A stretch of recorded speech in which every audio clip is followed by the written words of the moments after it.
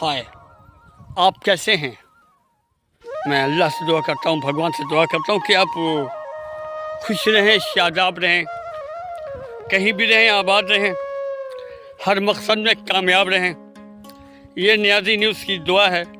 आज नियाजी न्यूज़ नगर पंचायत रोहतास से कुछ ऐसी हसीन तस्वीर को दिखाने निकला है जो कि एक कैमूर की वादी है, और मैं दिखाना चाहता हूँ कि आस-पास का मंजर जो है वाकई बहुत ही खूबसूरत। वाओ, ये चारों तरफ पहाड़, ये देख सकते हैं इस वक्त हमारे स्क्रीन पर पहाड़ ही पहाड़। ये नज़ारा, ये खूबसूरत रोहतास हमारा कैमूर की वादी में। चलिए मैं कैमूर की वादी का कुछ हसीन मंजर दिखाता हूँ, बने रहें आप हमारे साथ।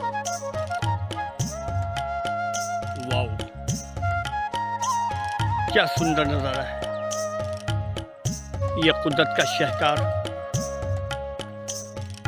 हमारे इलाके में। ये आप देख सकते हैं कितना हसीन नज़ारा है।